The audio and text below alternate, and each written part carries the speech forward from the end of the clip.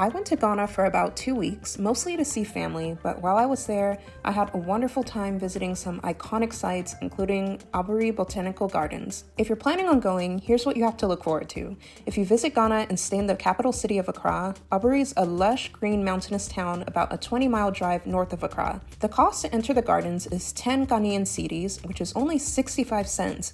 When you get to the gardens, you're free to stroll through by yourself, but since we wanted the full experience, we purchased a 45-minute tour with a guide, and we totally made the right decision. Our guide started by showing us these hollow trees that have been slowly eaten by another parasitic tree over the course of 30 years. You can actually go inside the tree, and when you look up, you'll see it's completely hollow. It's very surreal to look at, and it seems like it shouldn't even still be standing. The next thing our guide showed us was a nutmeg tree and a seed. He explained so much more about nutmeg than I ever knew before. You grate it, that is what you use to bake bread, pancakes, stew, and buffalo. It smells so good. See, And eggnog. Another highlight was learning about the use of these cotton trees, which were actually used as homes. Anytime they want to have meetings, they sit under cotton trees to have their meetings. And it's believed that witches and wizards used to transact their wicked business on these trees in the night. So when we were little children, we were afraid to walk under these trees. And again, our forefathers were living inside this tree. This is one bedroom. What they do is to put up a tent to cover this place and they live inside as a home. The chambers around the tree is for the children where you prepare your food and tie your animals. So it becomes a self-contained for the family.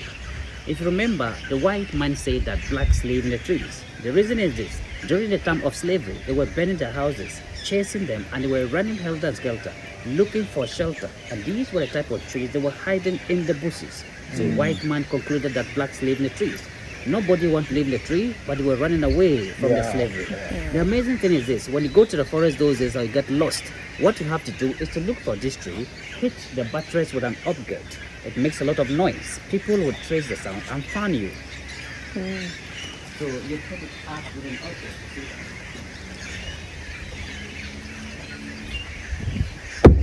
Oh. Wow. So people will know that someone is lost in the forest. They will search for you. You understand? So we are renting this one, $20 a night. It's reasonable, isn't it?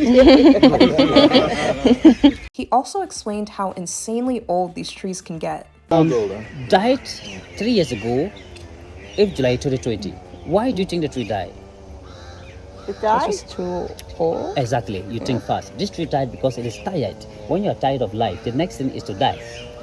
It's as simple as that. So we just woke up one day. Earth to earth, dust to ashes. Exactly. How old was that before? This died at the age of 600 years estimated. Before she died, she gave birth to this little one. This one standing here, the first one. This is 9 years old. This small one here, 9 years old before she died. In 90 years to come, it's going to grow as big as this one. In 90 years to come. So you have to come back here again. You understand? Yeah. Your children will bring you here, okay? But she may be able to come, but not us. I don't think we'll be back. With her grandchildren, maybe we will be long gone. I would have to be like 110. Yeah. Oh, look at the tree. That's the mother on the ground. Oh, wow. One of the coolest things we saw was the Struggle of Life tree, which is an artistic masterpiece that visually represents the social hierarchies of life. Please get close so they can hear. This was designed by only one person. It took the guy 1.5 years to finish. So we call it Struggle of Life. What it means is this: life is not easy everywhere you find yourself in the world. You have to work very hard. If you always want the easiest way to make money, number one is either you die. Number two, one day you find yourself in a prison. So the tree explained for us to understand how life is all about. When you look up, all the richest people are sitting on top. Look at the king wearing the crown. Then we have poor people struggle at the bottom, So they're all the way carrying him. up to the top. This means that in life, every living thing wants to be at the top. So you have to start life at the bottom. If you misbehave, you are going to remain down forever. Nobody sits down, crosses his legs, and blessings from heaven comes to meet him. There's Nobody. some money. You have to you have to do something. These two guys gave up in life. These are two guys that have given up. Look at the way they're frustrated. Laziness is a satanic device to make you fall. If you're lazy, it will be very difficult for the blessings of God to touch you. So this means that no matter what you go through, you don't give up. You just keep on moving. If you don't get up one day, that is the end of your journey. But as long as you have life, keep on struggling, one day you get to the top.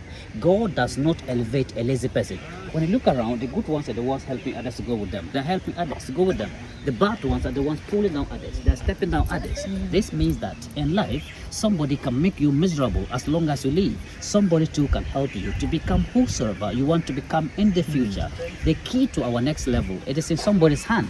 That is how life is all about. He then took us to these plants that smelled like lavender. Apparently they're used to make Vicks and camphor. We also visited a tree that's used to make allspice. You know allspice? Spice, yeah. Allspice, both leaves and the seeds is used as spices. See that? Smell this? Smell that.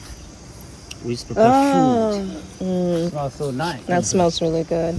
Martha's missing all this. Can we take it home? Can you cook with it? We're trying to get all these spices and nice smells and all that, huh? You know, all the... Wow. Got a chopper. I didn't even see that. That's a little chopper. Our next stop was at this abandoned chopper, which was one of the first helicopters in Ghana. It's been here since 1974. I know it looks like it crashed, but it was actually gifted by Queen Elizabeth II and was purposely put in Aburi as an attraction for the Botanical Gardens.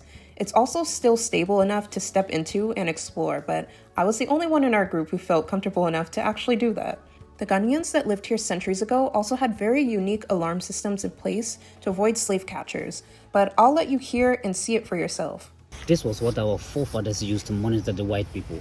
When they wake up early in the morning, they will go out to check. If it's closed like this, it means that someone has walked on it. See? If it's open, no one has come around. So they use this as a security to monitor the white people. Yeah, that's how it is. Yeah. It goes to sleep. That's what we most of put it at. Touch a fresh one.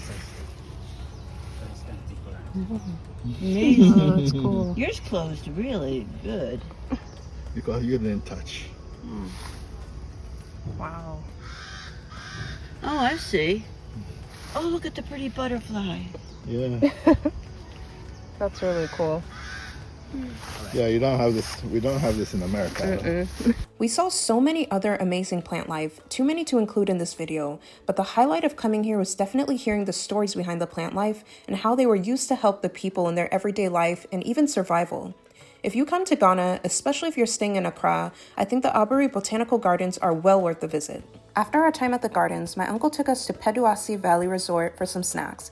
It's a 4-star hotel about a 10-minute drive from the gardens. It's a very modern hotel, and even though we weren't checking in, we were still escorted in by the staff, just like guests. And this is the bar area where they sell different sweets and juice. We ended up sitting down and taking a look at their cocktail menu, but we just ordered some meat pies and donuts along with these delicious smoothies. After we were done, we decided to explore the hotel a little bit more on the ground floor, and we saw they had a whole reception area ready for dinner. But it's even nicer when you go outside. One of the staff members once again personally escorted us around the grounds. It was so beautiful and green here, and they even had a tennis court / basketball court. We even got to meet the hotel's resident cat. But apparently, our guide wanted to show us the hotel's main attraction, which is a mini zoo. As nice as it was to see certain animals I had never seen in person, including a peacock and monkeys, I couldn't help but feel a little sad that the animals were enclosed in such small spaces. Especially this dog, it seemed really friendly too, so I wondered why they didn't let it run around or give it a more open area. As we kept going, we saw there were more areas for guests to rest in, like these spacious lounge beds, but as we continued on with our guide, we saw that not every animal was in a cage. They keep the ostriches fenced off, though it appears one of them was able to break through and was now just chilling outside the fence. We also saw a couple random donkeys that were allowed to roam freely. Overall, based on what I saw and experienced, I thought this was a really nice resort and I wouldn't mind visiting it again sometime. To finish off the day, my uncle took us to his favorite jazz and live music bar, 233 Jazz Bar and Grill. We were there on a Wednesday night around 8 p.m. and it was packed because everyone was there to see this awesome female group called Lipstick.